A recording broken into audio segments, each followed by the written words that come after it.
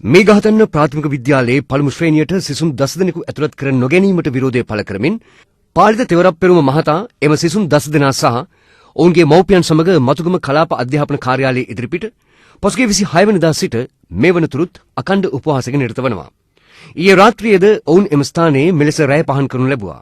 ඊයේ රාත්‍රියේ එම ස්ථානයට වැඩම කරනු ලැබූ යටගලවත්ත විහාරාධිපති හිමියන් අමාත්‍යවරයා ඇතුළු පිරිසට මෙලෙස සෙත්පතා ආශිර්වාද කරනු ලැබුවා. ඉස්කෝලයක් නැතුව දරුවා අතින් තියාගෙන අහිංසක අම්මලා ඇඟිල්ලෙන් අල්ලගෙන කලාප අධ්‍යාපකයාට යනවා, විදුහල් පොතුමා ගාවට යනවා, ඇමතුමා ගාවට යනවා. පොලිසිය OIC මහත්තයක මාරු කරගන්න තරම් බලයක් අපිට නැහැ. සමෘද්ධි නියාමයකෝ බලයක් පාවිච්චි කරන බලයක් නැහැ. විදුහල් පොතුවරයෙකුට දුරකථන ඇමතුමක් දෙන්න බලයක් නැහැ. ඒ නැති බලය හරහා දුක් විඳින්නේ පීඩාවටපත් වෙන්නේ අපිට ඡන්දේ දීපු අපේ පෙරපාලිගේ උද්ඝෝෂණකගේ මැයි පෙරපාලිගේ අහිංසක පාක්ෂිකයෝ. අපිට තාත්ම කරුත්වයක් තියෙනවා. මේ නොදරුවන්ට යහපත් අධ්‍යාපන ලබා දෙන ප්‍රස්තාවිත පළාත් සභාව ඇමතිවරයා තීරණයක් ගන්න නැත්නම් පාලිත් තෙවරපේ ඇමතිවරයා අද දවසේ මේ යහපාලන ආණ්ඩුවේ අයිවත් වෙනවා.